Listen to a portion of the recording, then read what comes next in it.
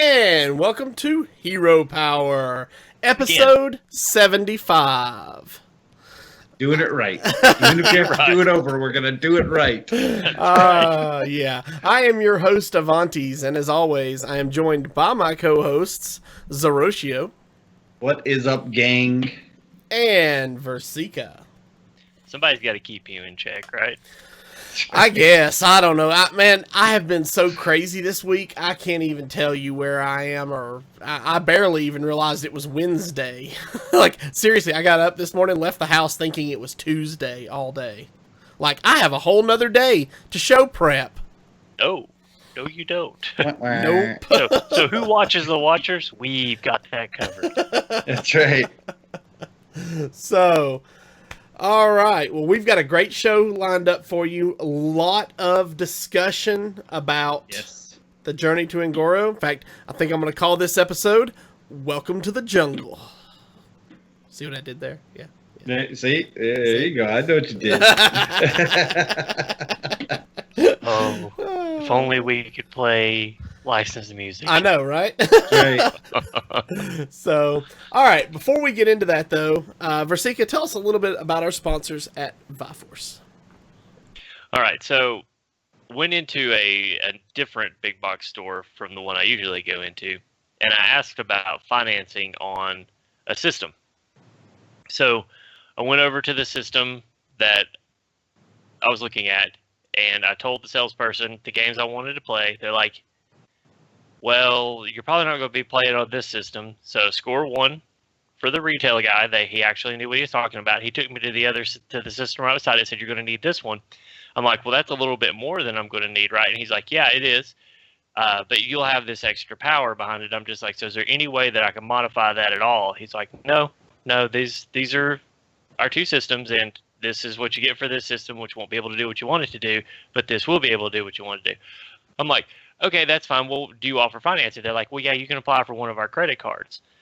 I'm like, okay, what's the APR on your credit card? He said, oh, about 21%. I was just like, Wow. whoa. So did you guys know that Viforce finances? Do you know that they finance 6 months, same as cash? I'll tell you a little bit more about it as we go. Well, we're not doing a play portion tonight, so I guess as we move into the meat of our broadcast. There you go. There you go. All right. So, let's see. We don't have any emails or iTunes reviews this week. At least none that popped up, so we're going to just jump right into it, guys. Everybody's just waiting for Reno to go away. Everybody is waiting on Reno to leave. If you notice, my beard's a little shorter. I got a little hungry, and I had no iTunes reviews, so I had to nibble a little bit. If I don't get any iTunes reviews, I'm gonna have to shave it. So you fill up that plate. That's why I gotta feed off That's iTunes all right. reviews. You would still beat Avantes into growing one. Yeah. That's right. Yeah. All right, guys. So the big news this week, well, besides the fact that, Journey to Ngoro is less than 24 hours away at this point. That's Say, big we have news. What? Is we got a new designer insights this weekend from none other than the fisherman extraordinaire, Pat Nagel. Now, I have to say, I personally am a little close to this designer insights because I was part of the focus group for what we're fixing to hear.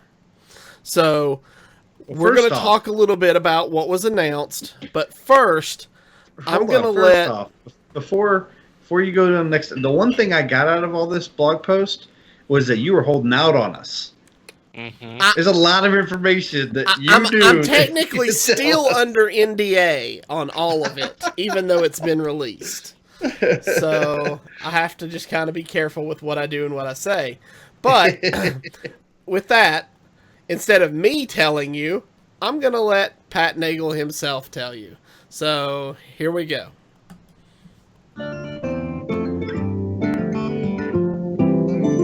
Hi, I'm Pat, and I'm a designer on the Hearthstone team. I'm here to talk to you about some exciting new features we'll be offering for Fireside Gatherings. First off, if you've never been to a Fireside Gathering, let me say that they are places where people gather together to play Hearthstone, to watch Hearthstone, to really celebrate the fact that they love Hearthstone. Fireside Gatherings are run by what we call innkeepers. Innkeepers are players just like you, but they're really the event planners of Fireside Gatherings. They're the ones who gather everyone together, find the venue, make sure that the people playing at the Fireside Gathering are having fun. We love our innkeepers, and the features that we are working on are in many ways for them to make Fireside Gatherings even easier to run. So let's get to those features. First, we are adding support in the client to know if you are at a Fireside Gathering. We're using GPS technology such that when you run Hearthstone and you're at a Fireside Gathering, we'll know you're there. We'll know everyone else who is there, and their names will appear on your friends list and make it really easy for you to find each other to play. Next, we are offering what we call Fireside Brawls.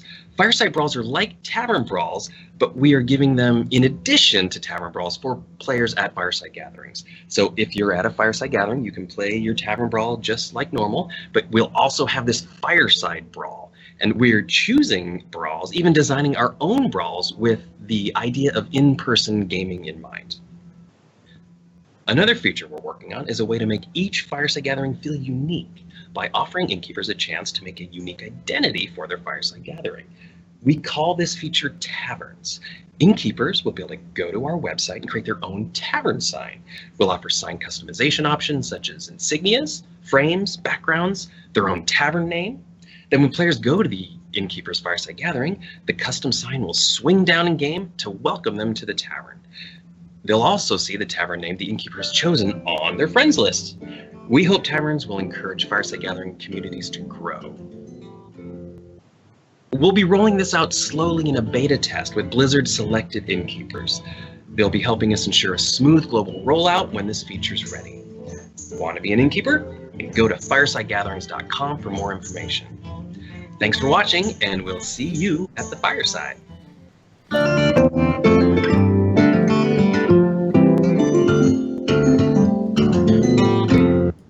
All right, so you heard it from Mr. Nagel himself. A lot of great things coming down the pipeline for Fireside Gatherings. Before we continue, I want to say welcome to Ignatius HS and all of his viewers. We're glad to have you guys here. Thank you for the host, sir. It's greatly appreciated. Thank you so much, brother.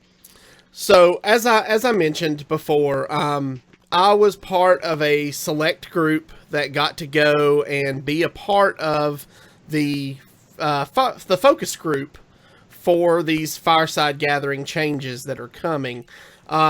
We actually have another fabulous innkeeper in the chat with us today. We have Bloodthorn from Kansas City. So he was there. He and I got to hang out for the weekend, and we got to see some really cool stuff that up until just recently we were under NDA, and now that it's become public, we can kind of give you guys a little bit of information. But these Fireside Brawls are going to be so much fun going forward. I mean, there's going to be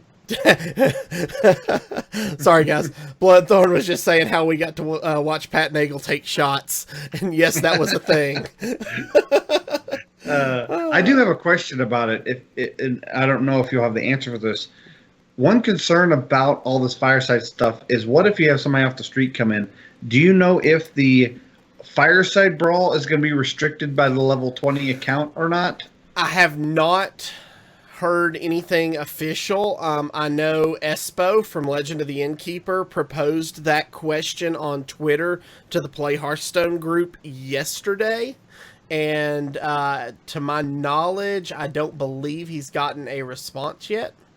That's something we're going to have to we'll keep an eye on it and report it. Yeah, we'll report it out to our as soon as to we our know, patrons and viewers. I know, and again, this is one of those new player kind of aspects that if you guys remember at BlizzCon, Matt Place had said they were actually looking at improving the new player experience. And I feel like that lowering that cap to get into tavern brawls is one place that they could make a change very quickly and improve that new player or experience. if it's possible for specifically for just the tavern brawls for the Fireside Gatherings, make it so tavern brawls still have the level 20 requirement, but the Fireside Tavern brawls don't have a requirement for level at all. I think that would be a good idea. That would be a good thing, yeah. So we'll have to wait and see. But the example that I got to see while we were out there was the Nefarian co-op brawl. So I think we're going to see more things like that, maybe in the co-op space, or something really kind of cool that involves being face-to-face with your opponent. So there's just going to be some really neat stuff coming down the pipeline with the Firesides. The other big thing that you heard Pat mention was they are finally introducing actual virtual taverns to Hearthstone. That's so cool. And I know as an innkeeper, and I'm sure Sam Bloodthorn from Kansas City feels the same way, as an innkeeper, it's really kind of cool to be able to finally have a place where all of our players can come and, you know, everybody knows their name. Welcome to Cheers. I mean, it's right. It's Cheers in Hearthstone, guys. What more could we ask for? I mean, I'm really excited about it. You know, being able to do special events is a passion of mine. I love hosting events. I love giving the community a place to play. And that's just something I've always wanted to do. And now Blizzard's making it easier for us to be able to do that for the players. Yeah, Avantes likes luring people in with his nice, seemingly innocent personality, and then beating them down with multiple dread steeds. That's true. That's only happened like 12 times. Come on, man. that we know of. Yeah. Oh, he wasn't just talking about to us. Joe Saint 42 in chat says, "I wish I had a Fireside Gathering close by." If you have, I mean, I'm sure you have, but check firesidegatherings.com, and also check for some other places. One place I could recommend is on our website. That's heropowerhs.com. We have a Hearthstone communities page where we have started curating Hearthstone groups on Facebook so that players can find other local players nearby them. And, you know, I'd be happy to try to find somebody close to you that might be doing it. You know, if you want to reach out to me after the show, and, you know, I would be more than happy to try to help you find the closest. You know, it may not be within driving distance, but help you find the closest Fireside Gathering to you. Also, just on that note, if anyone is interested in getting their information about their different Facebook Hearthstone groups or any kind of Hearthstone group, as well as Fireside Gatherings, if you go to heropowerhs.com, click on the Contact Us link, just shoot us your information on that page, and we'll be happy to help you out if you need help, or disseminate that information on our community page, as well as mention it on the show. Yeah, and Joe Saint 42 says, "FYI, I'm in the EU." That's okay. I know quite a few of the innkeepers from the EU, and I can reach out to them and get that information for you. I have no problem being an intermediary and finding players places to play. So Yeah, we have found EU groups all over the world. Yeah, the Innkeeper EU group is actually really active on Facebook. Mm-hmm. So they're definitely out there. Yeah, absolutely. All right, so I mean, we've had people drive from as far away as 5 hours to come to one of ours, so it's not uncommon. This past weekend, we had 2 players come down for a Tavern Hero qualifier. They drove 4 hours or 4.5 hours from South Carolina, so you know, it's not unheard of. All right, so do you guys have any other questions about the Fireside Gatherings uh, Uh, designer insights? No, I'm really excited about the information, though. I'm excited for them to start rolling that out and get the test groups out. I hope they maybe make some of those test groups public so that we can reach out and find out who actually is trying out these kind of beta tests and get some more information to disseminate to our listeners. Yeah, absolutely. All right, guys. So that kind of brings us to our next big piece of news, which was this past Friday, we got the full card release for all of Journey to Ngoro. And most importantly, the Brodan stream band is back. That's right. Brought Brodan back. If you guys are just joining us, we are less than 24 hours away from the release of Journey to Ngoro. So that's super exciting. And I know I'm looking forward to opening packs. Everybody else I've talked to is really looking forward to opening packs. So we're going to kind of touch on this week's Tavern Brawl, and then we're just going to talk about Journey to Ngoro for the rest of the show, if that's all right with y'all. Because I know we're no excited play portion this week, but we're going to get back to playing decks next week with all new Ngoro decks. That's right. Yeah. And for the first time, we're going to announce this on the show. Friday night, we are going to do a special live stream called the Hero Power Alchemy Lab, where Versika and I are going to just kind of test the waters, build some decks around the new meta, and see what happens, you know? So feel free to join us Friday night, and we'll just kind of see what comes out of it. And I do want to give a shout out to Zeroshio. This was actually the brainchild of Zeroshio and I. We started talking about it in, mid-December? Yeah. And we decided that we were going to wait till the new expansion come out to get it done. So I hate that you're not going to be here for the inaugural episode, but I know life happens. Yeah. Don't worry, I'll fill in. It'll be okay. We'll replace one fat guy with another, and nobody will know the difference. It's going to be a really cool show, though. I hope you guys tune in. Yeah, should be a lot of fun. I'm excited for it. I'll have to watch it on the VOD, but yeah, I'm really excited for it, guys. Yeah. Do all it right. well. So this week's Tavern Brawl is the Masked Ball. At the SI7 Mansion in Stormwind, they have a grand masked ball every year. Everyone is in disguise. When a minion dies, its disguise is revealed, showing the minion to actually be a different random minion that costs 2 less, that's ready for another fight. So basically, every minion has a death rattle effect. When it dies, summon another random minion that costs 2 less. I find this brawl to be a lot of fun. I built a ramp druid with minions 5 and more. And my first game, I got paired against a hunter and was just able to overwhelm him with large taunt minions, basically. Like, all of my minions were 5 and up, were taunt, and then when they died, they summoned something else that was equally large. So it was a lot of fun. Did you guys get to play it, Zeroshio? I did, and my first match, I was really excited because I played against a pirate warrior in Brawl, naturally.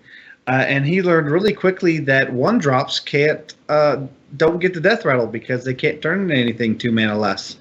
And he got pwned. Well, that's what he gets for playing Pirate Warrior in Tavern Brawl.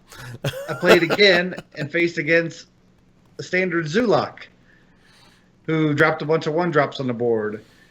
And they didn't get the death rattle. I swiped the board, and he conceded. Yeah. So some people aren't actually trying out the brawl. They're just trying to put in decks to win their pack, and they're failing miserably. Yeah. Versika, did you have a chance to do the brawl today?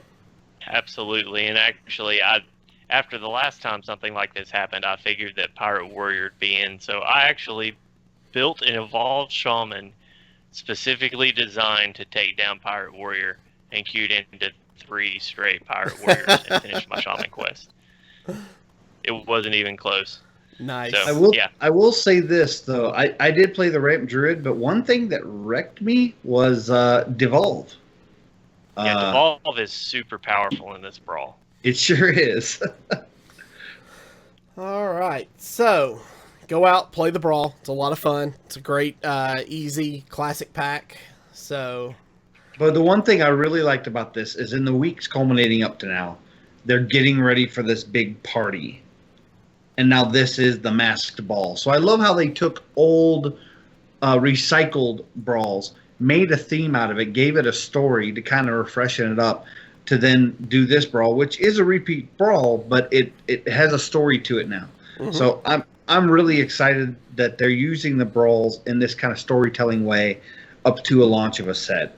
I hope they do more of this type of stuff and don't just do the same Party Crasher stuff like they did last time. Maybe they make more themed for the next set.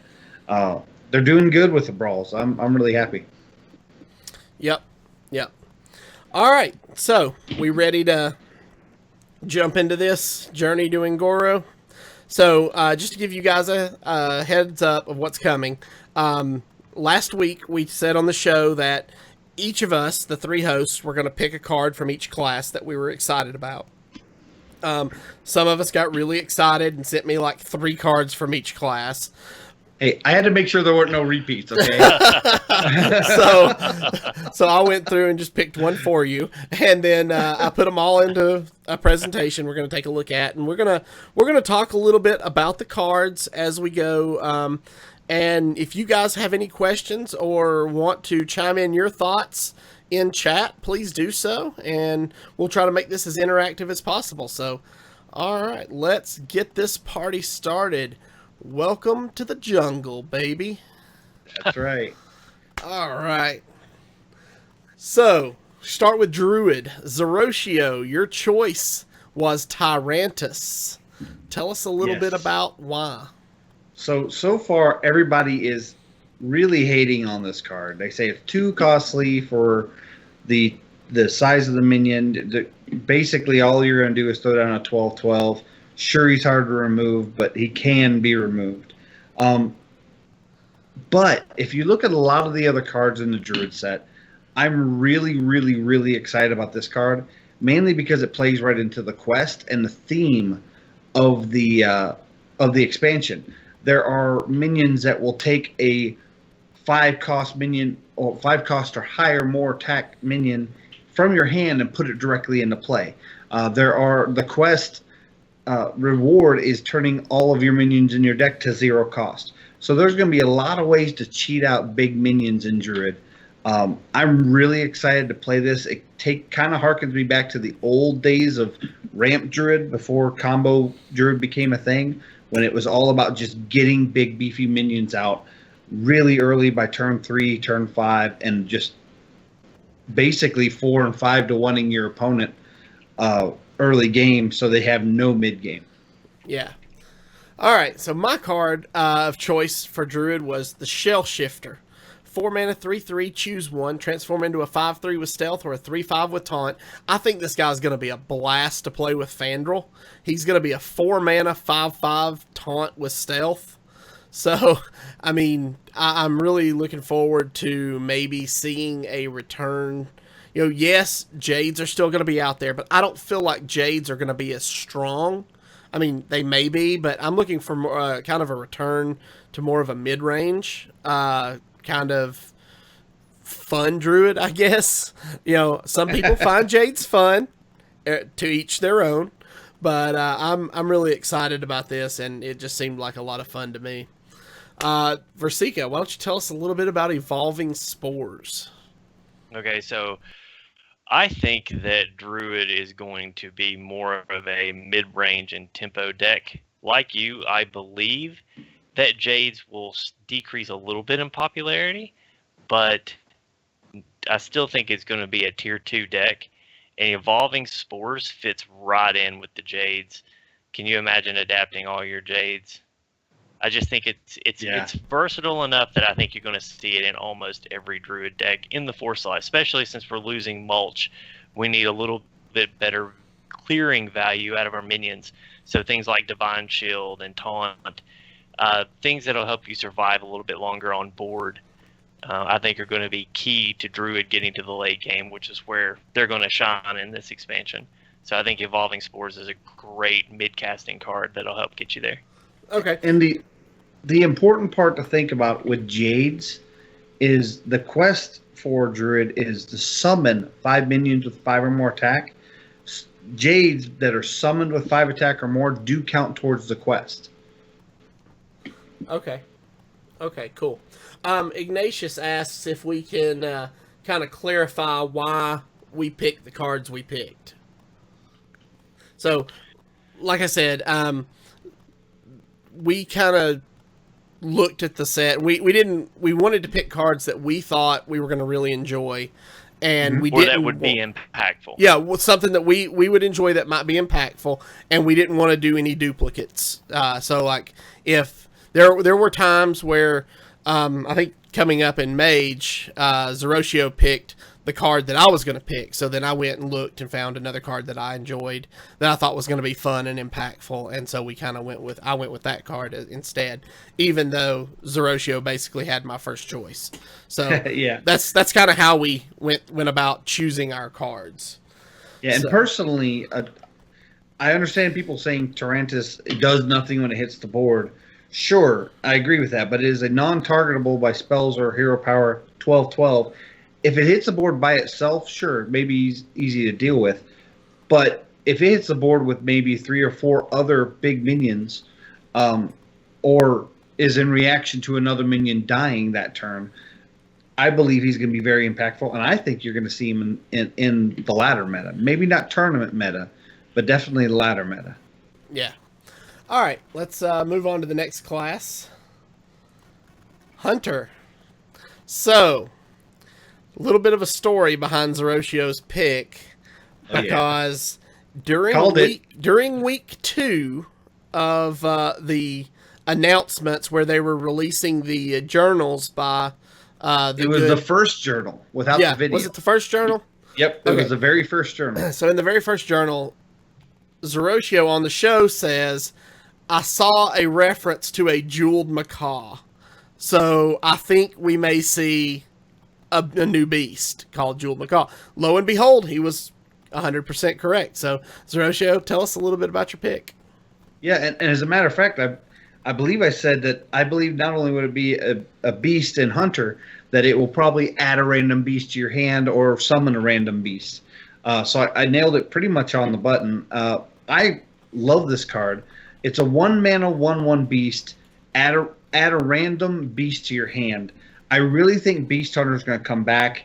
There is a lot of emphasis in Beast with their quests to play a 1-mana minion.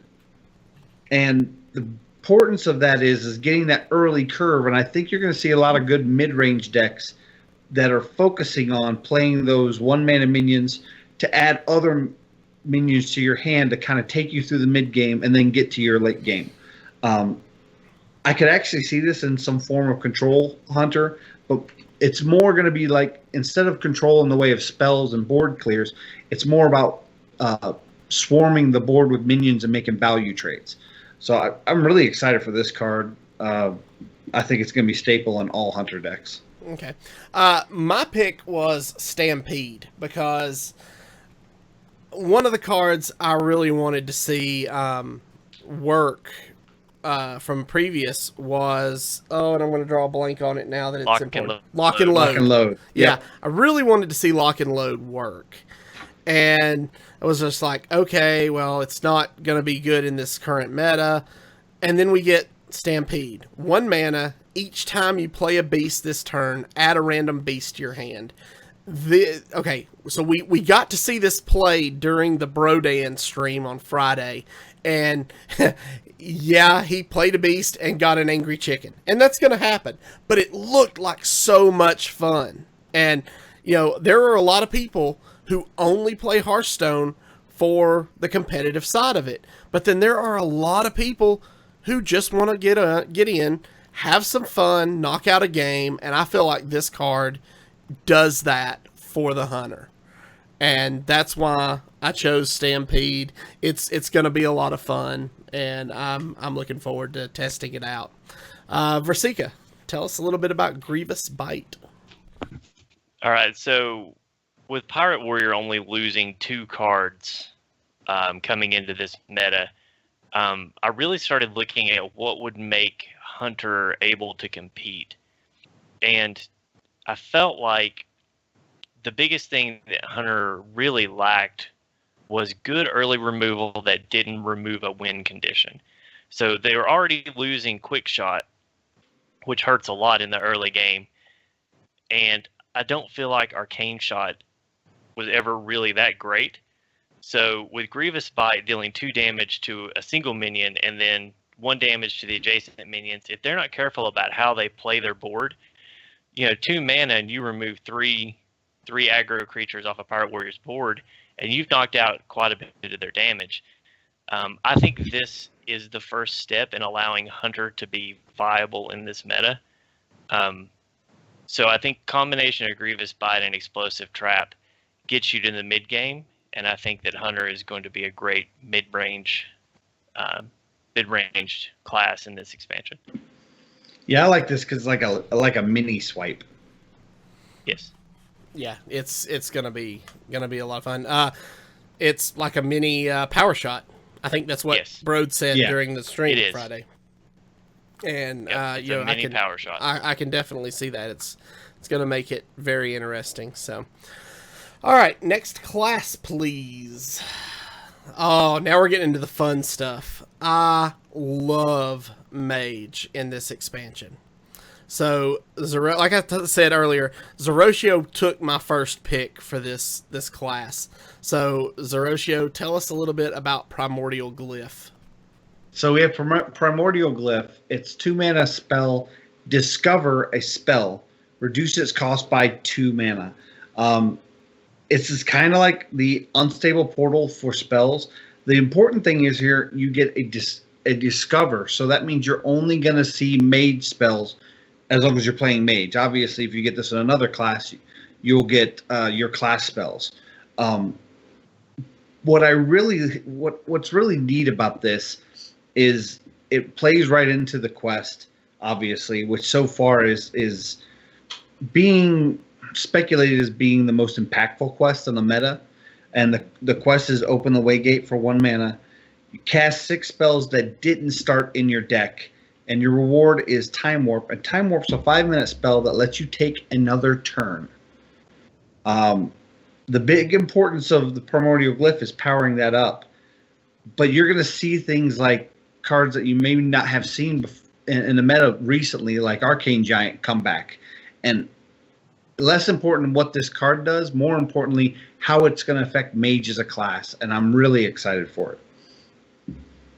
Yeah, I am too. I think, as Ignatius in chat said, it very well could be meta-defining. We'll have to wait and see. So my secondary pick was Shimmering Tempest. It's a 2 mana, 2/1 elemental. So it triggers any elemental synergy. And it has a death rattle of add a random mage spell to your hand. So this is a death rattle version of Babbling Book, basically. You can turn 1 Babbling Book, get a spell. Turn 2 Shimmering Tempest. When it dies, get a spell. I really like this card. We've seen how well Babbling Book does. Just ask Pavel. It's game changing. So I feel like this card is going to be very similar along those same lines, and I think it'll be a lot of fun. Versika, tell us a little bit about Meteor. Well, this is one of those classes where I think we all agreed Primordial Glyph was the cream of the crop. So I started looking for another card that either gave Mage something that it was going to be missing through cards rotating out, or something that would help define the class now that Freeze Mage is effectively dead and Tempo Mage is effectively dead. So now you kind of got Secret Mage, and then you've got this new Quest Mage, which I'm still kind of trying to figure out how they're going to wrap their wrap the meta around Quest Mage. But one of the things that I really liked is for 6 mana, Meteor pretty much just deletes a minion on the board.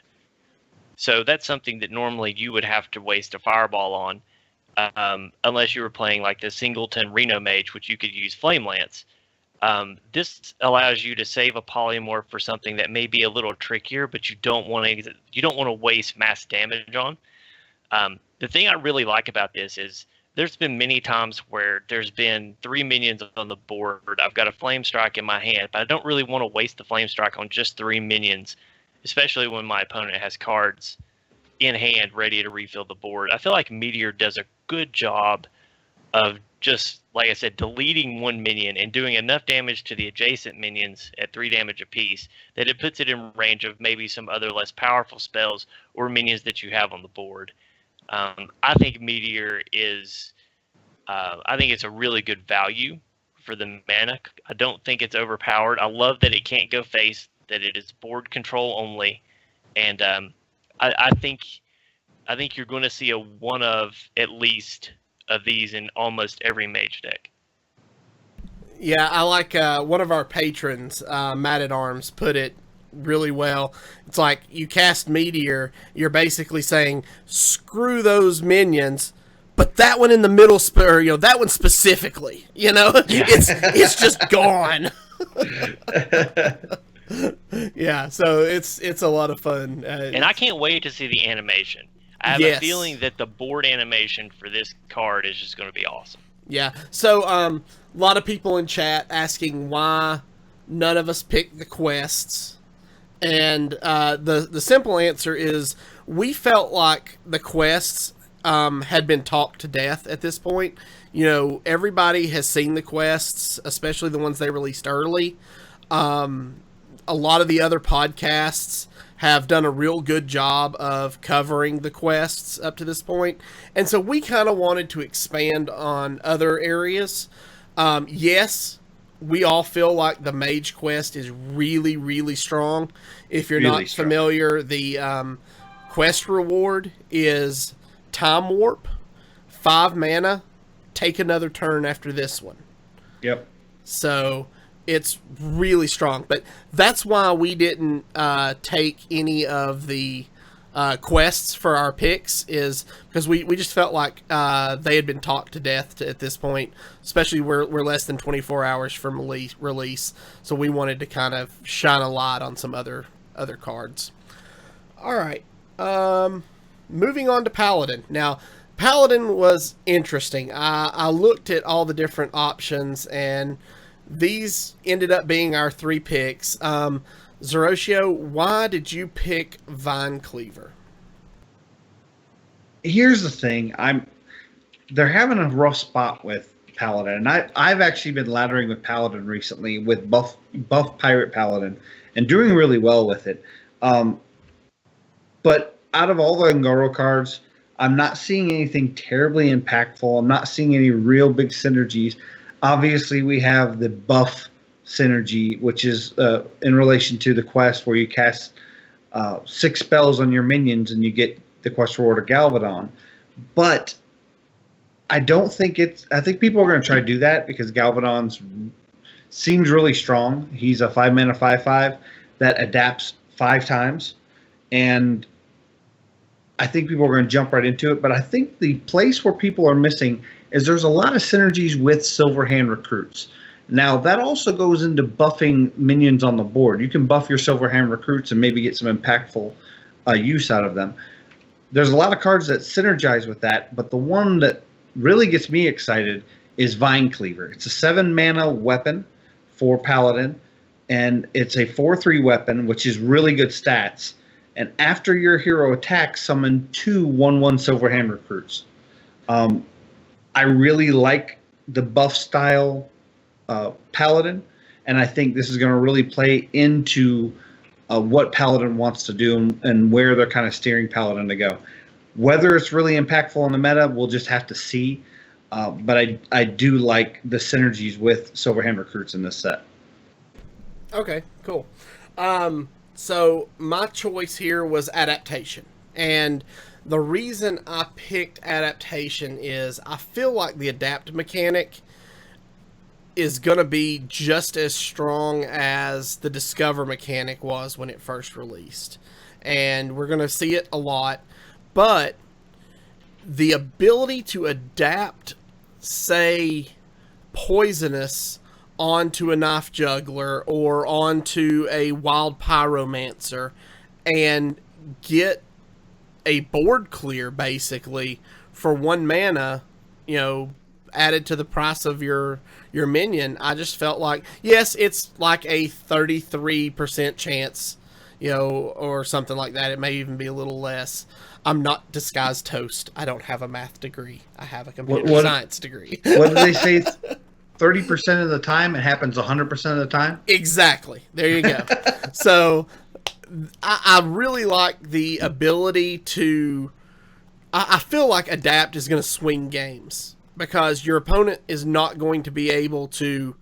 it's basically going to put your opponent on their heels to where they're going to have to react every time.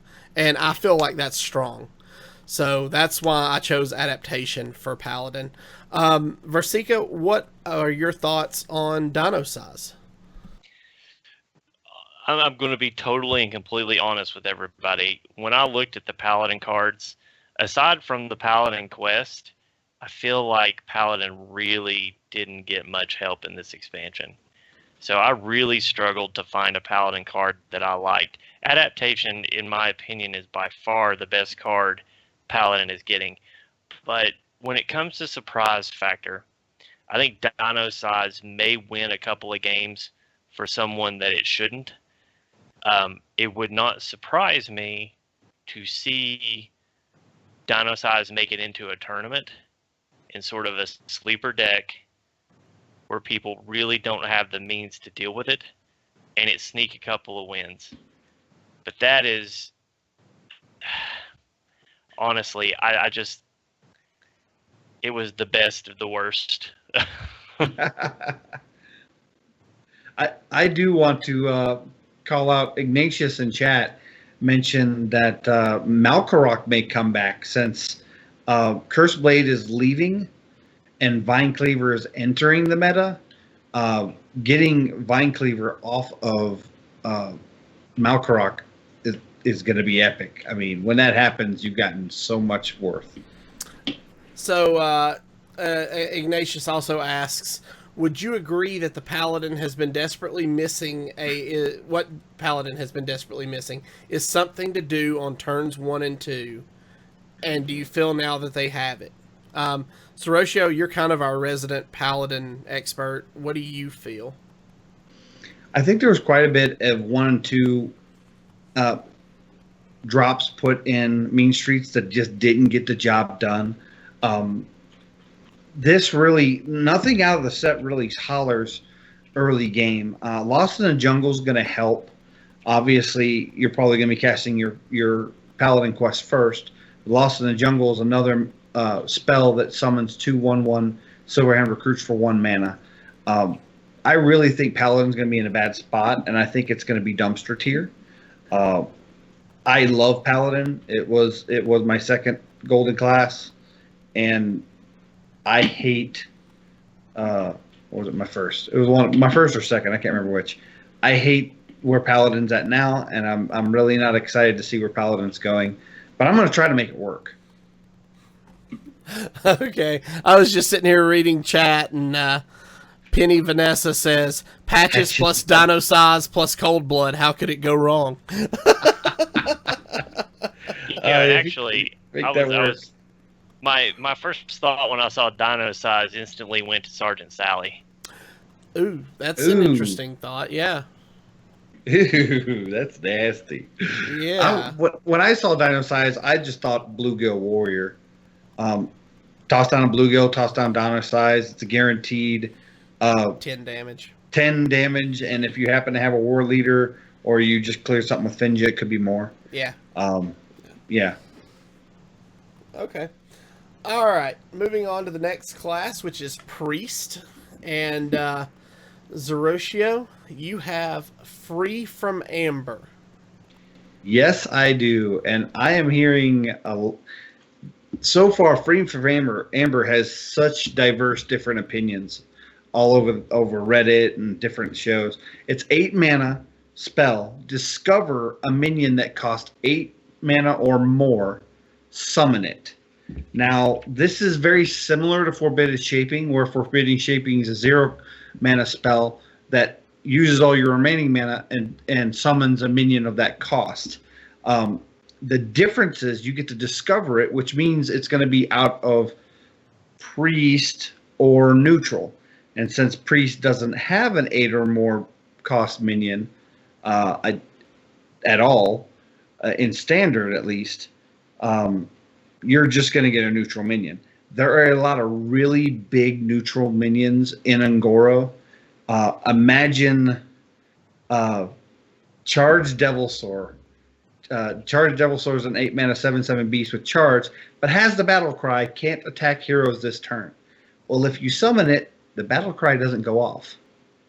And there's quite a few other minions in the set that evading their battle cry or just having that large minion is definitely going to be a game swinger, in my opinion. Okay, cool. I picked Crystalline Oracle here. It's a 1 mana 1/1 with a death rattle. Copy a card from your opponent's deck and add it to your hand. It also is an elemental for any elemental synergy you might have. But, and I'll, priest players may hate me, but I always feel like priest is strongest when you're playing with other people's cards, not your own. Yeah. So I'm really looking forward to running this with Shifting Shades and just playing a priest deck, a control priest. I think it'll be a lot of fun in a control priest, and I can't wait. I want priest to be good again like it was in the old days. Maybe not as strong as it was in the old days, but viable. Give me that unicorn deck built by Ben Brode's great grandson. We'll go from there. All right, Rasika, tell us a little bit about Shadow Visions. Well, one of the things that I feel like is going to be important now that Entomb is gone is your removal in Priest, because one of the things that Priest needs to do is get to the late game. And I feel like it's not going to be any different in this expansion. So Shadow Visions allows you to discover a copy of a spell that's already in your deck. So if you're running 2 Shadow Word Deaths, you have the possibility of pulling out a third. If you need another Holy Nova but you're not drawing it, you have the chance to pull a Holy Nova. It allows you a little bit of versatility in your removal, and I feel like that's important. I feel like it's going to be very important for Priest in this meta. That being said, I am completely and totally shocked that nobody picked Radiant Elemental. The whole reason I didn't pick Radiant Elemental is because I figured the 2 of you would be fighting over it. So Radiant Elemental is a 2 casting cost, 2/3, and all your spells cost 1 less. I think that is an amazing card, and I would actually put it over Shadow Visions. But like I said, I thought for sure one of you would have put it in. That's why I didn't even try. I actually did have it in my original list that I sent to you guys, and then I got to looking at it, and I was just like, you know what?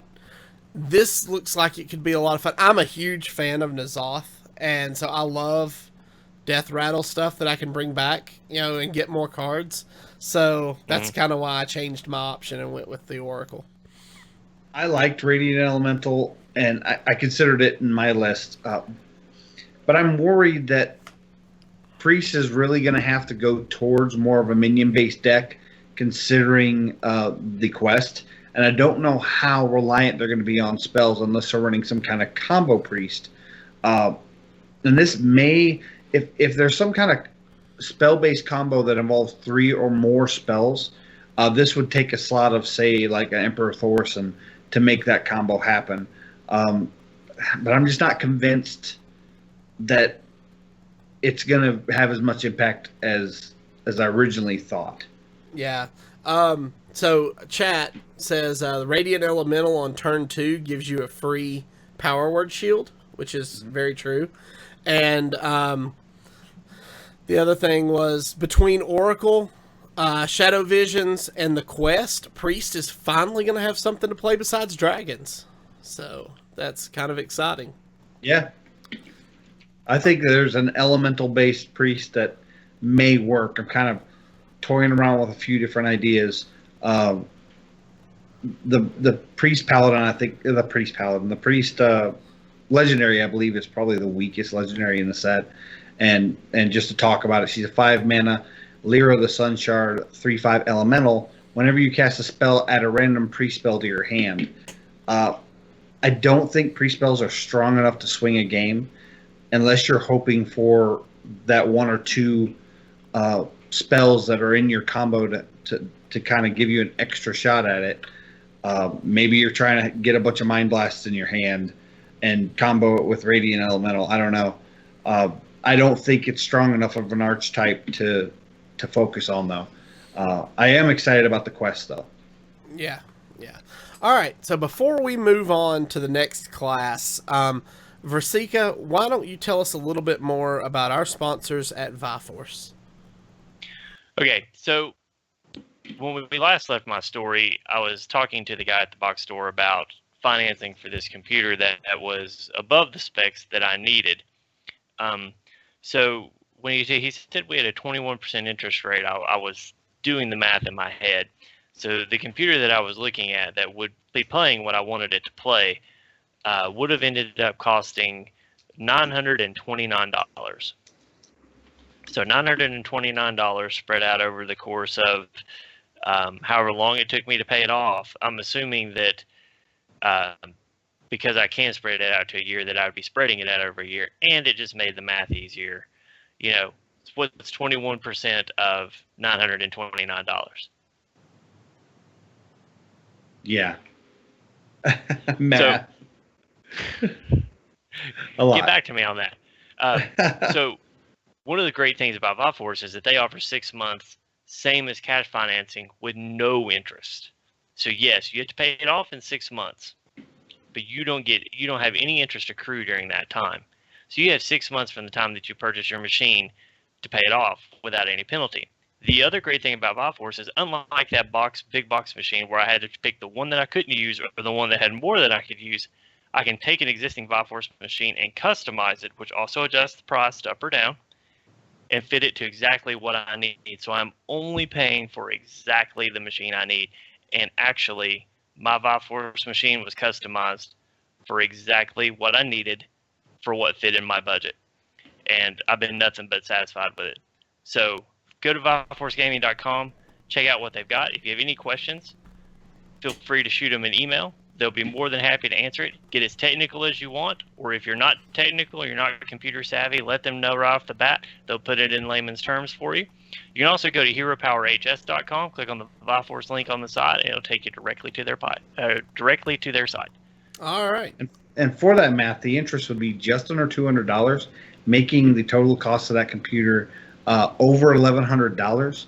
And if you go to ViforceGaming.com, you can get the same level of what is the momentum is 800? Is it 850? 800. Mm-hmm. 800. It's $800, and you're going to get better customer service, no interest financing for 6 months, and really, really good system. I got one for my wife. She loves it and appreciates it every day. I can't say more good things about Viforce Gaming. All right, let's get back to our reviews. Next up is the Rogue. And Zeroshio, you took Envenom Weapon. Tell us a little bit about it. Okay, so Envenom Weapon is what the card Rogue should have had since beta. It's 3 mana. Give your weapon poisonous. Now, again, the poisonous tag means if it damages a minion, the minion immediately dies, no matter how much health they have left. My really important thing I'm wondering on this is if this combos with Blade Flurry, and if so, will Blade Flurry come back in the meta? Basically, Blade Flurry is 4 mana now, I think it's 4 mana, destroys your weapon, and does damage equal to its attack to all minions. It was nerfed, so a lot of people stopped playing it. But if this is basically a 7 mana board clear, it's akin to Flame Strike, and more so, it doesn't matter how much health the minion has or whether it's stealth, it's going to die. Okay. We'll have to wait and see how that works. I hope it does. I think it will, based on the wording of both Blade Flurry and the poisonous tag. I'm really sure that it's going to work that way. Hopefully, we can do some testing out when the set launches and see if it works. If it does, I could see a control style or more of a tempo, maybe rogue kind of hit the meta. I'm really excited for it. I could see some science being done on the Alchemy Lab Science? show Friday night. So maybe Definitely try that one out. Maybe we will try it out and see. All right, so I looked through all the rogue cards, and I kept coming back to Razor Petal Volley. This card scares me for one simple reason: Miracle Rogue. Ooh. You get a Gadget Zan Auctioneer on the board, prep into Razor Petal Volley, draw a card. It puts 2 1-mana, deal 1 damage cards in your hand. You cycle those for more cards. You're getting basically 3 draws out of this one card for 4 mana total. I feel like this just fits right in that groove for Miracle Rogue. And Malygos Rogue. Malygos Rogue. It's going to really power through your deck, give you that card draw you need. And I didn't see anything I liked better than Razor Petal Volley. Like I said, it just really scared me how good I think this card could be with that combo. Versika, tell us a little bit about Hallucination.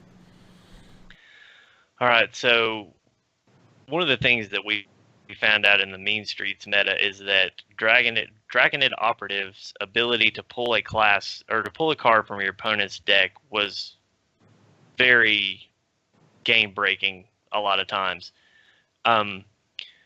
Burgle didn't really see much play, but Swashbuckler did. So you had Draconid OP, which was very effective. Swashbuckler, which I would say would be moderately effective. And then Burgle, which I don't really think was that effective. Hallucination is going to fit somewhere in that spectrum. At 1 mana, I'm willing to take a chance on it. Because at 1 mana, it gives Rogue a viable first turn spell to play.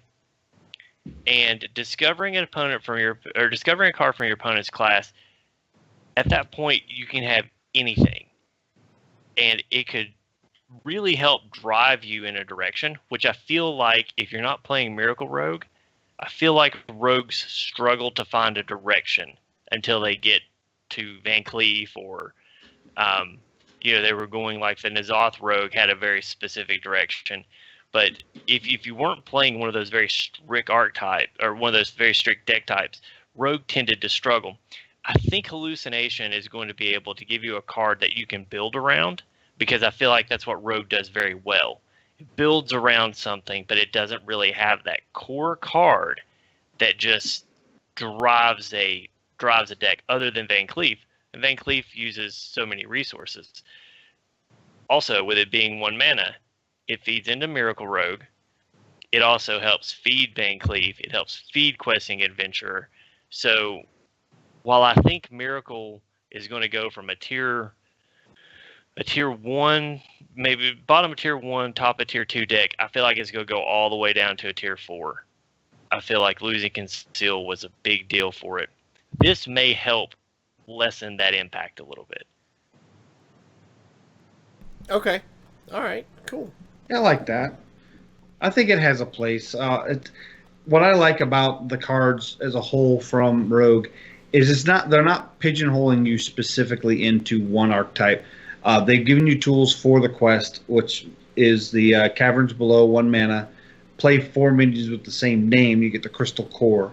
And the Crystal Core makes all of your minions for the rest of the game 5/5s. I like that they're giving them other tools other than just the quest, and they've done that some with the rest of the classes as well. But they've really made sure to spread out Rogue, so you have multiple options. Okay. All right, well, let's look at our next class. Our next class is Shaman.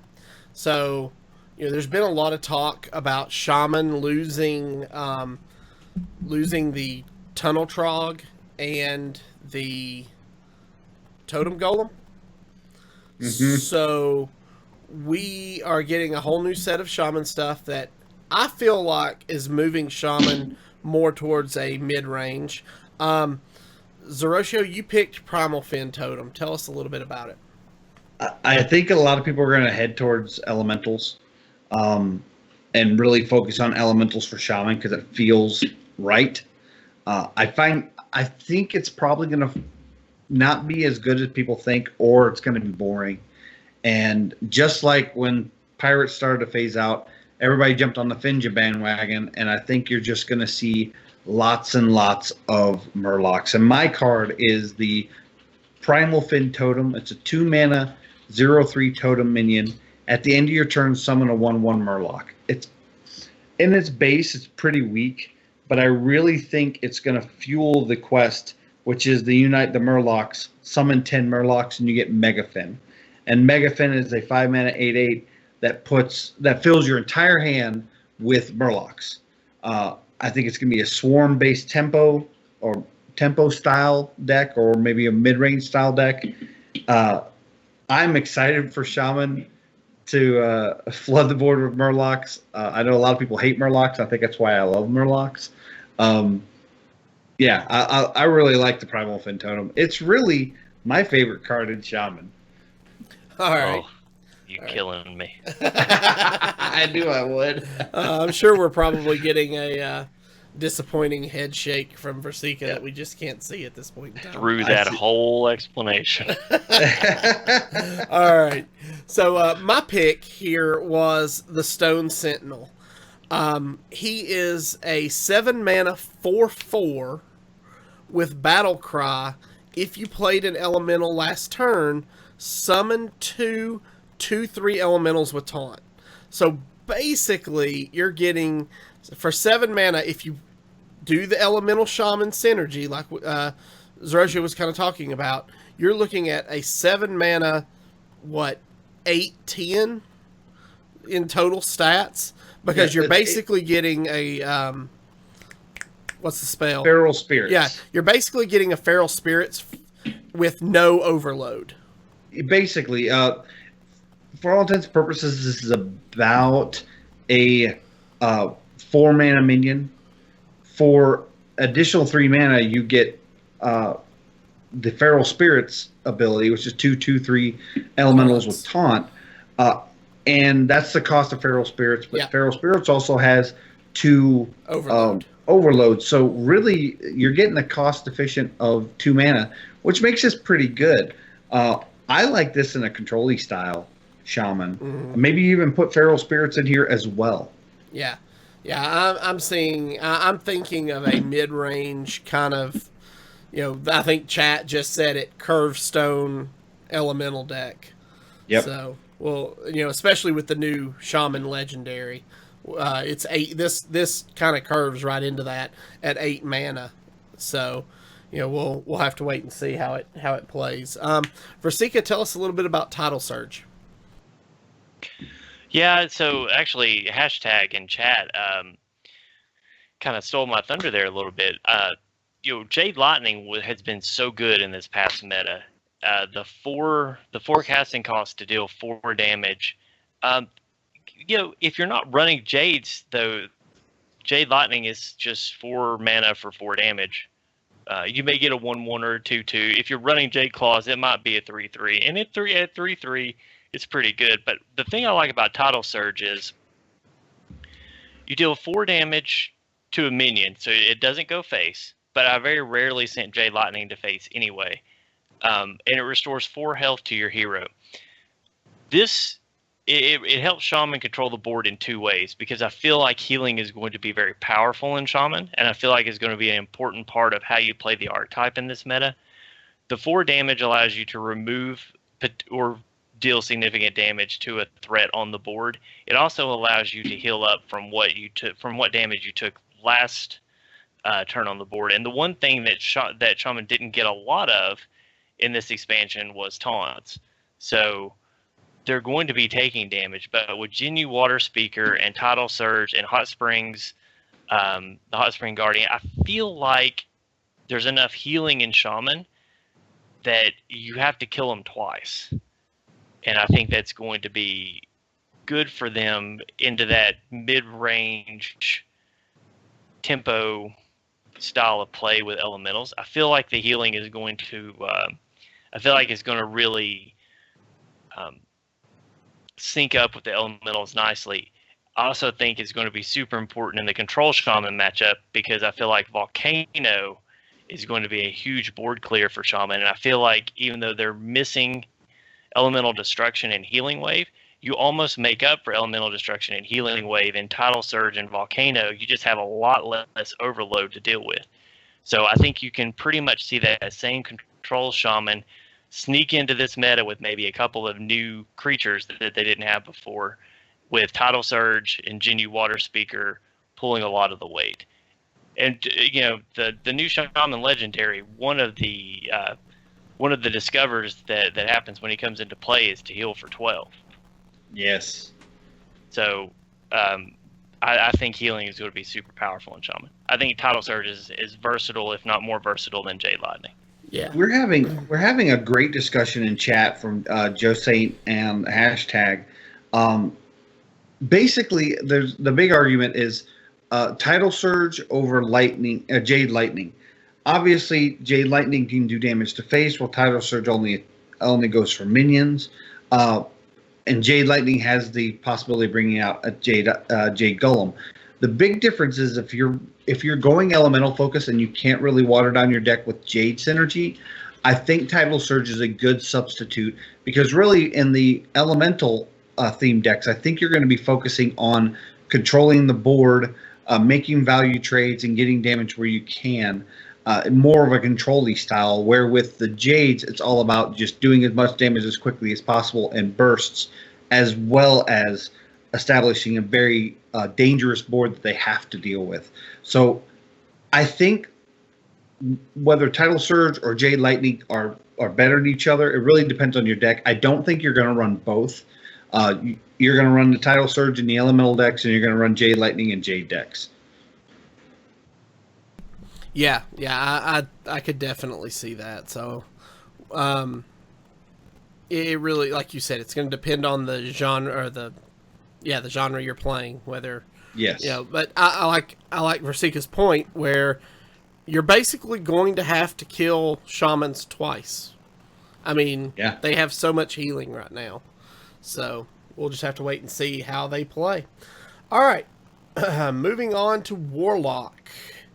So, Zeroshio, tell us about the Chittering Tunneler. I really like Chittering Tunneler. It's 3 mana, 3/3. Battlecry, discover a spell. Deal damage to your hero equal to its cost.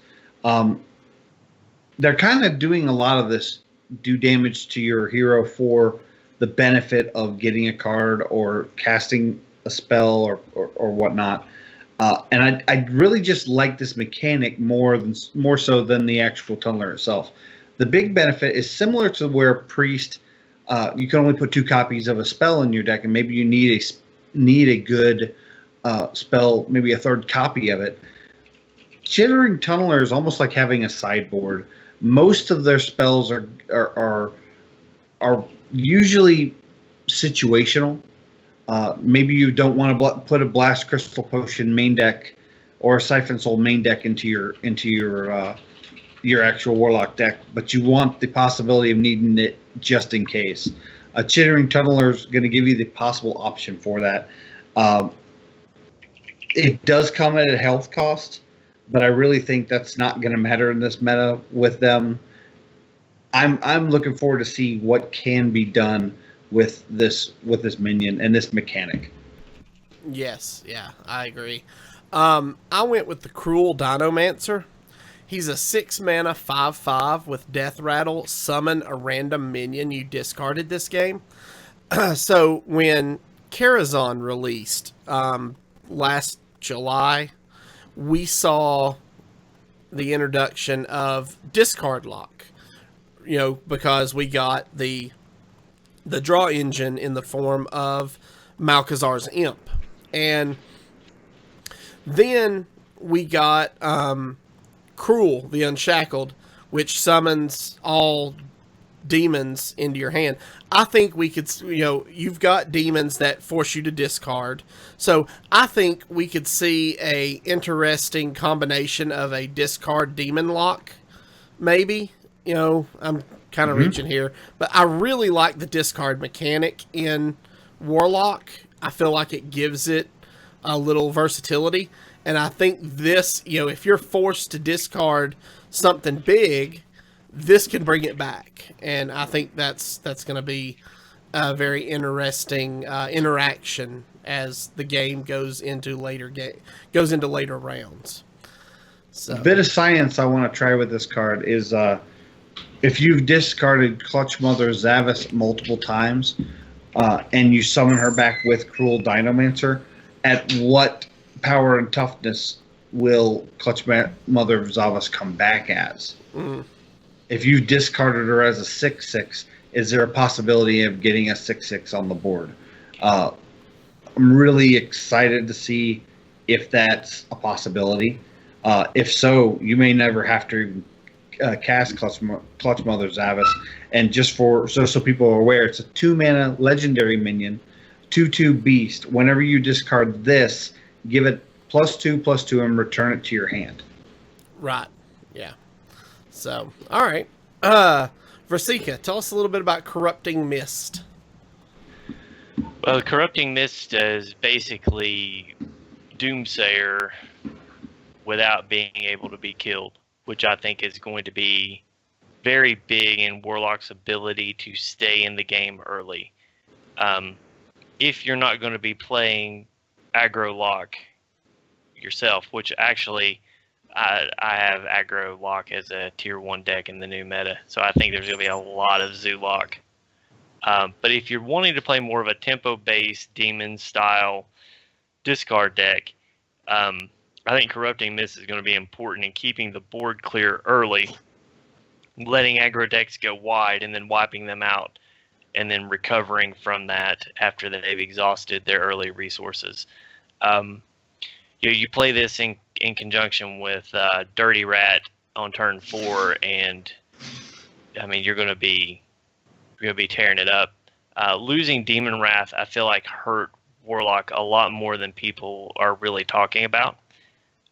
It really only leaves Hellfire as a form of early board wipe. So I think Corrupting Mist, while it's a little bit slower,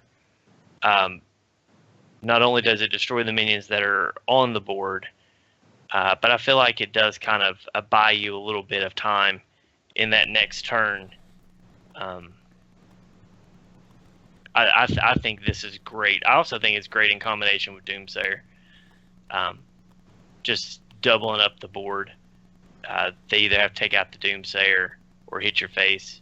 And I don't know. I like this in the early game Warlock because I feel like the two different types of Warlocks that I expect to see is going to be really impactful in one. And the other one, it can't hurt, but it's not going to help as much. I like your description of Doomsayer that can't be killed. It's guaranteed to go off. So like if they're playing a quick aggro deck and you play this on turn 2 or 3, you can really put a wrench in their plans because they can't kill it. Yeah. So it is important to remember that they can still develop the board on their turn, and those minions that they play after you play Corrupting Mist will not die. They don't die. Correct. Yeah. But it's still a really good effect. I like this in combination with like a Dirty Rat. especially with adapt minions and specific minions that have specific curve that's needed, like with elementals. If they have this specific elemental curve they're following to get all their elemental benefits, you dirty rat one of those minions out, it doesn't get the elemental synergy benefit, then you Corrupting Mist to make sure they only have it for a turn. It's really going to slow them down. They may not you may have pulled just the right minion. They can't play an elemental that turn, or they have to play a different elemental they really didn't want to play until maybe a turn later or whatnot. I'm excited to see how this works. I really think Corrupting Mist is going to be. It may not be so much a ladder card, but I think it's going to show up in some tournaments and make for a real good. I think it's going to make for a good a control-based warlock that's not Reno, basically. I think if you're going to shoot for the warlock quest, you're going to have this card in your deck. Yeah, I don't think you're going to get there otherwise. Because you're losing resources to basically try to complete your quest. But once your quest is complete, you're guaranteed. And to kind of talk about it, the quest is to discard 6 cards, and then the reward is a 5-mana portal it's a nether portal that every turn you get 2 3/2 imps, which are demons. Yep. And if you Corrupting Mist those on the board, with those on the board, they die, 2 more come back. Yep. And hashtag in chat says, I really hope with the release of some of these that we get to see, Handlock be good again. So, I agree, sir. I agree. All right. Let's talk about our last class, but then we did pick a few neutral cards that we're excited for. Mm-hmm. So, Zeroshio, tell us about Direhorn Hatchling. Direhorn Hatchling, let's get the unimportant things out of the way. It's a 5-mana 3/6 beast that has taunt with a death rattle of shuffle a 6/9 Direhorn with taunt into your deck. Now that we know what it does, this is the cutest card in the entire set. It's just cute. I love the art on it. I really think it's going to be a very good card in like a control warrior. Since the grand tournament, Team 5 has really been trying to push and pigeonhole warriors into playing taunts. Out of the 10 class cards, 1, 2, 3, 4 of them are taunts. And one of them even summons another taunt. So they're really pushing us towards taunt. And the quest is play 7 taunt minions and your reward is Sulfurous, which is a 4/2 weapon that gives you the Ragnaros ability as a hero power.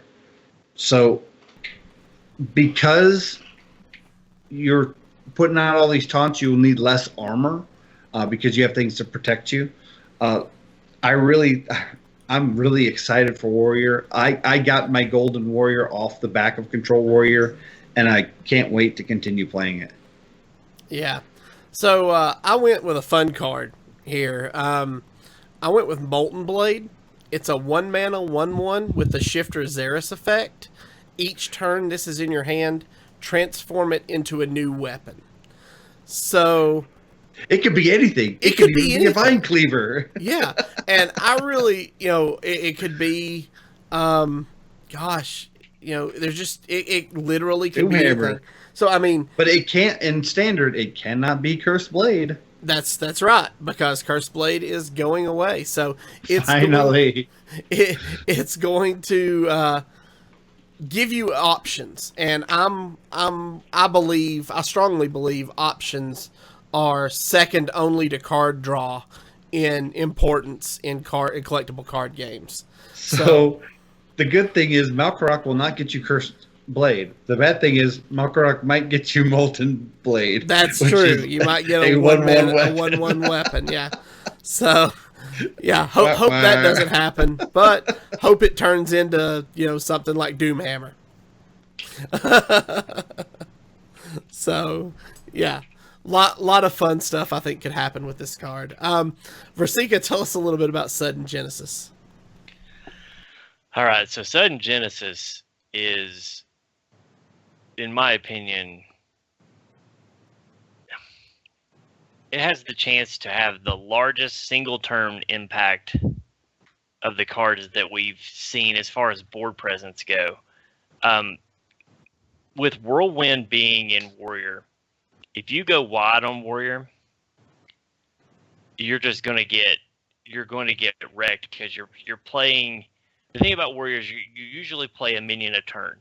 If you get 2 minions out of turn, then you're probably not playing it right, unless you're playing aggro. But by turn 5, you usually have your opponent pretty much dead anyway. I'm talking about more of your tempo and control style warriors. So one of the things that late game warriors struggle with is if they draw a card that isn't super powerful on curve. So let's say that you're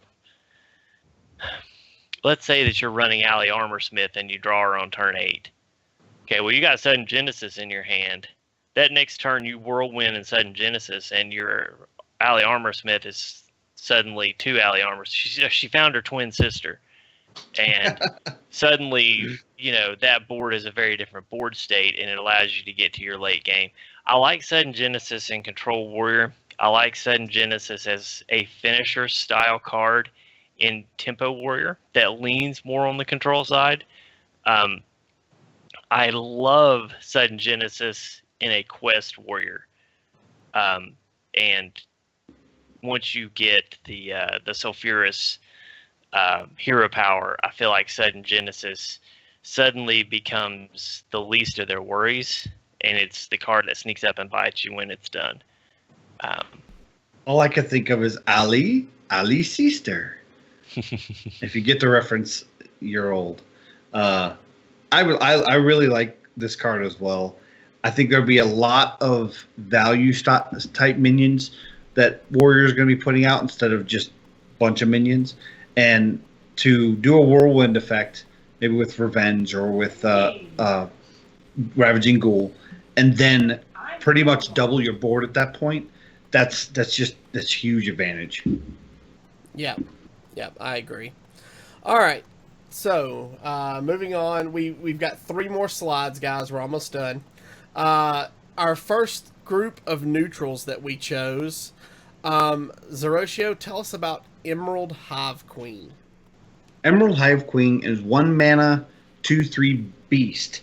Your minions cost 2 more. A lot of people are saying that the cost 2 more type of effect really doesn't find a good spot in a lot of decks. You don't want to put this in an aggro deck. I think if you put it in, say, a beast-centric egg druid, a form of egg druid, where a lot of your minions are summoned off of spells instead of a lot of your low-cost minions are summoned off of spells like Living Roots and whatnot. Then which is not going to be in Standard. Well, in WoW, of course, but you can even do. Trying to remember the one that summons the 3/2 Panther, or gives all your minions +1/+1. There's a lot of token generating spells, and this goes great in that for early game. It's a 2/3 minion on turn 1. It's going to challenge the turn 1 and turn 2 drops of your opponent, and help out on turn 3 when you're going into it, especially with a good hero power. I like this card. I think it's going to be kind of a sleeper pick in a lot of decks. I think it's going to be great in Arena, even though it is an epic. Okay. My pick here was the Blaze Caller. 7 mana, 6/6, battle cry. If you played it elemental last turn, deal 5 damage. So earlier we were kind of joking about Shaman Curvestone, but if you 6 mana Fire Elemental into 7 mana Blaze Caller into 8 mana Kalamos. Oh God! I got chills. I've got chills. Right? This is the one. This is the card you want to dirty rat before before you corruption. But Yeah. I was getting ready to say, you got to follow it up with corruption. Yeah, you have to because it's a 6/6. Yeah. This I feel like Blaze Caller is going to be really strong with the elemental synergy we were talking about, and it oh man, I love it. I love this card so much. If I don't open any, I'm definitely going to be crafting them pretty much right away. So It's a Firelands portal that's hit the gym and taking some protein shakes. I'm going to pump you up. More energy. There you go. All right. So, Versika, tell us a little bit about Gluttonous Ooze.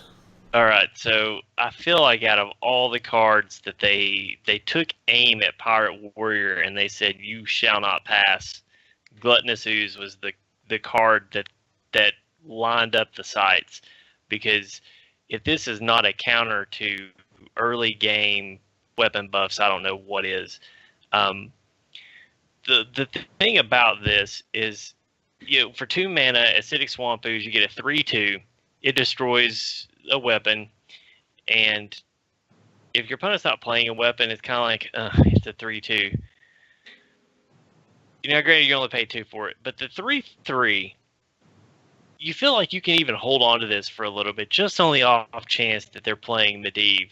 But late game too, if you draw it, and let's say that you're playing against one of those rare paladins that are actually on the ladder this time, and they're playing Tyrael, you know that when you destroy that weapon, you're going to get 5 armor on top of it.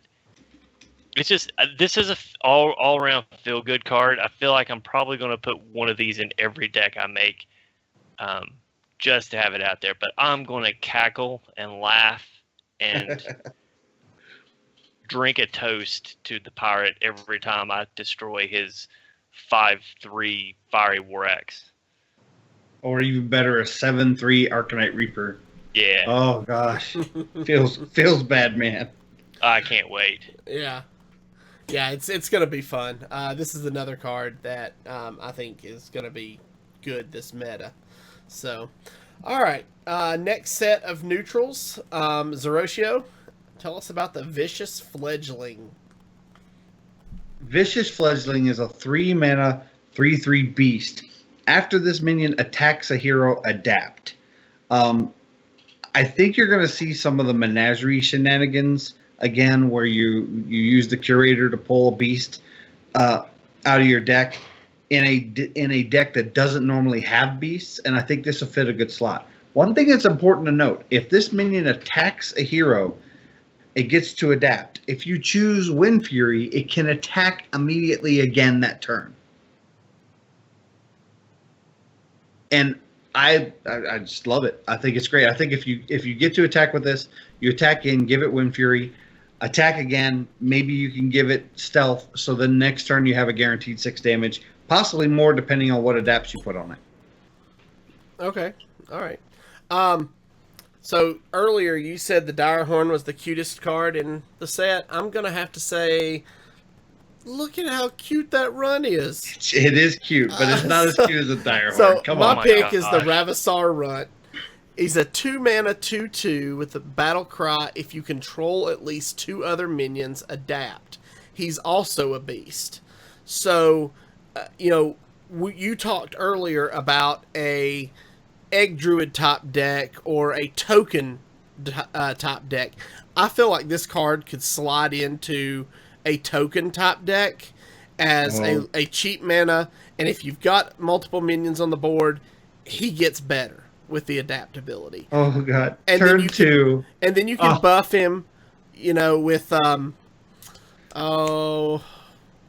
anything. Yeah, Doesn't matter. I was trying to think of the Druid, the 1 mana Druid spell. All your minions get +1/+1. Mark of the Lotus. Mark of the Lotus, yeah.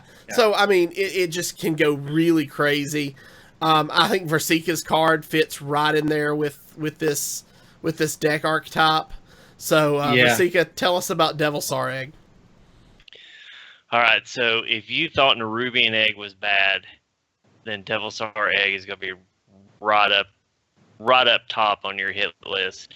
For 3 mana, it's a 0/3 Death Rattle summon a 5/5 Devilsaur. If there has ever been a reason to put a silence into your deck, this is the card. That Devilsaur is going to be ridiculous, and I mean, I think you're going to start seeing things like Sunfury Protector and Defender of Argus start to come back into play. But I mean, even if you just slap a Mark of Usarge on it, or I still haven't gotten all the new card names down yet, but there's one that it costs 1. It at least gives it a 1/1. There's so many ways to give this thing attack and to run it into things. This egg is going to be ridiculous.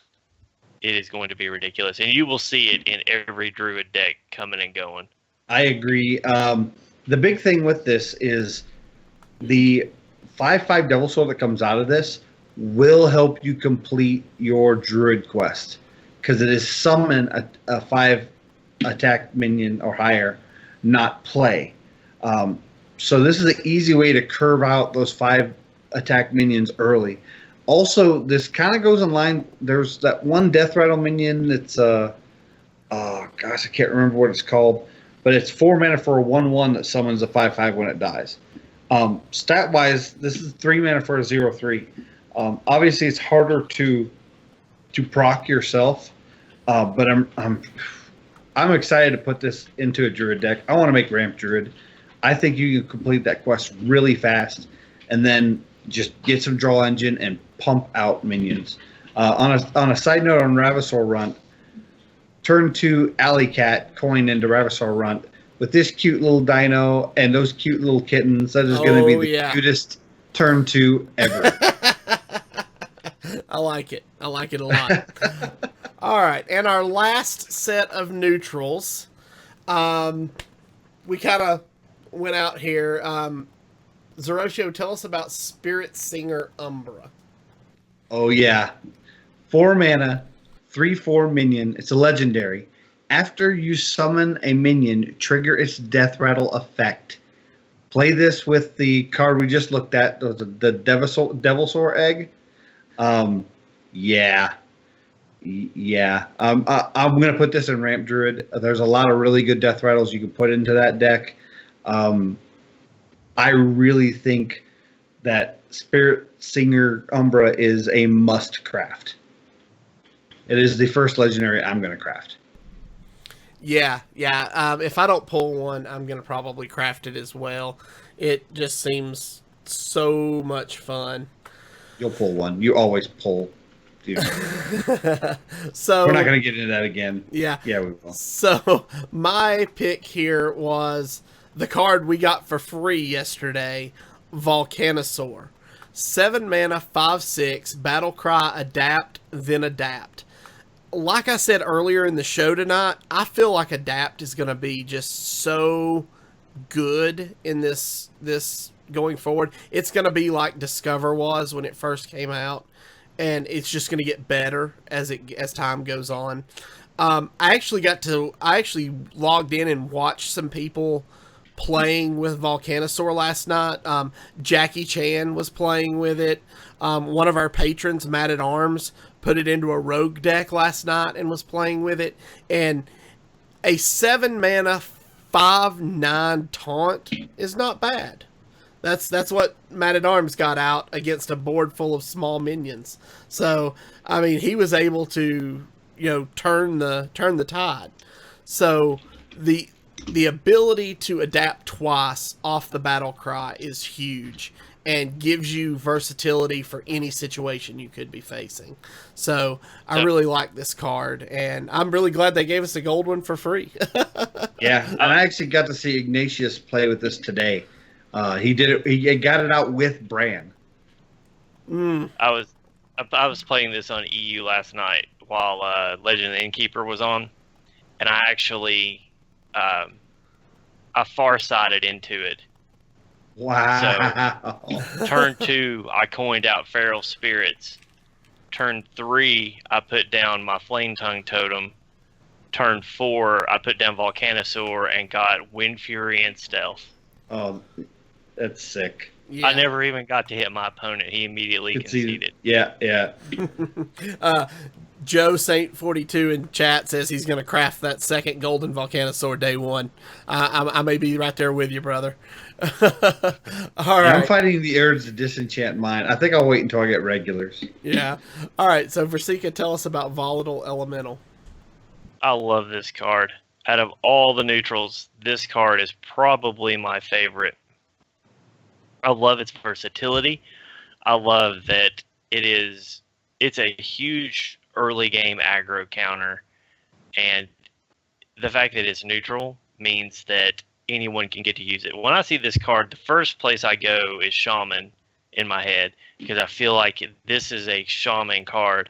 But the fact that you can put it in Priest, that you can put it in Mage. I mean, in Mage, you can put it out there, and if your opponent doesn't want to kill it, you can just ping it yourself. It's, in my opinion, I like this card more early game than any other card because it gives you the option to slow the game down if you want to. And This is not going to go in an aggro deck, in my opinion. It's going to be strictly if you want to play mid-range or you want to play control. This is the first indication that Blizzard has really given me, besides the taunting snail, that this is true attempt to balance aggro. And for our audio listeners, it's a 2-mana elemental 1/1. Death Rattle will deal 3 damage to a random enemy minion. It's really good. I like it a lot. Yeah. I think it's going to be a lot of fun. And the only bad thing is if you play it on 2 and your opponent doesn't have any minions out, Frodan. Yeah. Oh, yeah. That's fun stuff. But see, and here's my thing. It's like, I thought the snail was going to be the perfect aggro counter. 1/2 poisonous taunt, right? But like Pirate Warrior still just axes this down. Mm-hmm. Pirate Warrior still just fiery axes this down. Even if Pirate Warrior hits this with Fiery War Axe, it's still going to hit one of his minions and take it out. Mm-hmm. Okay. So. Yeah. There's one other card I want to talk about that wasn't in our slideshow. It's the Rogue Weapon. Let me find the name of it here. Yes. Obsidian Shard. Obsidian Shard. I wanted to touch on this because we got a little bit of clarification earlier via Twitter from, I think it was Mike Donay. Obsidian Shard is a 4-mana 3/3 weapon that says costs 1 less for each card you've played from another class. The question was asked, does this cost 1 less work like the Knight of the Wild, where it has to be in your hand to get the discount, or does it work like Thing from Below, where it can be anywhere and still get the discount? And Donay should be in your hand. Donay replied, no, it works like Thing from Below. Oh. If this is in your deck and you're playing cards from another class, it's still getting the discount. So when you draw it could be a 0-mana 3/3. I hope they reword this, because usually on that card it says this game at the very end after a comma. I think Thing from Below even says that. So I really like that. Mm-hmm. I hope they do more with it. With this type of effect later on. 4-mana 3/3 weapon. It kind of has some synergy with the Didgeridoo, I think it is, from Mean Streets and a few other minions. But I want them to. I know that the focus of Rogue is to use their hero power to bring that minion and maybe amplify it up. But I really think they should put out more good Rogue weapons, especially after the nerf of Blade Flurry. One of their reasons was it limited our design space for Rogue. Well, so far we haven't really seen any Rogue weapons that have been limited by design space. So maybe this is the first sign that they do have some Rogue weapons coming out this year that are going to be impressive. I like the 3 attack on it. I think that's what Rogue's been missing, is a good attack weapon. I'm excited, especially knowing the knowing the clarification from Mike Danae. It was makes and even better. Man at Arms in chat just corrected me. It was actually Peter Whalen that Peter Whalen, tweeted okay. that. So still, it's official from Blizzard, so that's how it's going to work. I think that makes this card much better, and I think Makes hallucination much better too. Yes, it makes hallucination much better as well, because that just really goes well. So, And like Joe Saint in Ignatius chat- said, that's nuts. Yeah, Joe Satan in chat was talking about the rogue doesn't need weapons because they have a consistent infinity amount of weapons. Yes, they do, but it's more like the 1/2 weapon is kind of like the mage ping, but you take damage for using it. What rogue really needs is a way to empower their weapons more and have weapons that last longer and do a lot more damage. Maybe not so much have high durability, but definitely higher damage. I'd love to see some rogue weapons that even are limited to 1 durability, like 1 big jab of damage, knowing that they can just equip another weapon later on. Yeah. All right. Well, I think that's going to do it for us, guys. It's been a great show, and I can't thank all of you enough for being here to hang out with us as we discuss Journey to Un'Goro. We are probably 12, 13, 14, 15, 16-ish hours away from release. We don't have an 9 official a.m. time. Pacific District Time. Is that what it said? Pacific 9 a.m.? Daylight Time. 9 9 a.m.? a.m.? Pacific Daylight Time. So Yes, noon It's Eastern. an hour earlier than I thought. That's good. I'm excited. Okay, so then we're a little less. That's good. Guys, we are here every week, every Wednesday at 7:30 p.m. Eastern, 6:30 Central, 4:30 Pacific. You're more than welcome to come join us anytime live. We love to have you. If you can't join us live, you can find all of the audio portions of our podcast on iTunes or on Google Play. You can also find all of the VODs for our shows on our website at heropowerhs.com or on our YouTube channel, youtube.com/ECMMOgamers. I think that's going to do it. Do you guys have any last words you'd like to I do. impart to the crowd? Zeroshio, go ahead. You go I first. want to give a huge shout out to Ignatius HS. He does a wonderful stream daily during the week, and he does stream some on the weekends occasionally over at twitch.tv/IgnatiusHS. He just has a wonderful community. The whole community in his chat is constantly discussing and debating different things about Hearthstone. They even had a wonderful discussion today about taxes. It was a lot of fun. He just fills up the airwaves with positive vibes and plays a multitude of standard and wild. He's a really fun watch. He also does the KC Firesides podcast every Thursday night with Sam Benson, our buddy out there, Bloodthorn, who also is an innkeeper. They've been great for the community, and thanks to Ignatius and the KC Firesides community for joining us tonight. And you're welcome to come back and hang out with us every week.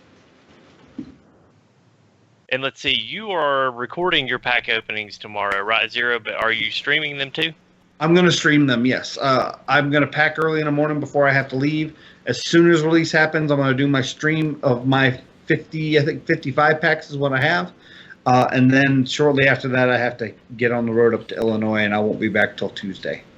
All right, so I actually will probably start streaming my pack openings between 3:30 and 4 Eastern, which should be a nice bridge between your pack openings and when Avantes gets to open his, which I don't think you're opening until later. Yeah, in the I evening, probably right? won't do mine until sometime between 8 and 10 Eastern, maybe 9 and 10, somewhere in that range. So we'll be spread out over the day tomorrow. So And guys, they're all going to be auto-hosted by the ECMMO site, that's right? correct. Yes, they'll all Okay. be auto-hosted by ECMMO gamers. Or you can find Versika on twitch.tv/Versika. Zeroshio is twitch.tv/ZeroshiOHS. And I am Avanti's. It's twitch.tv/Avanti'sHS. So, all right, guys. I think that'll do it for us.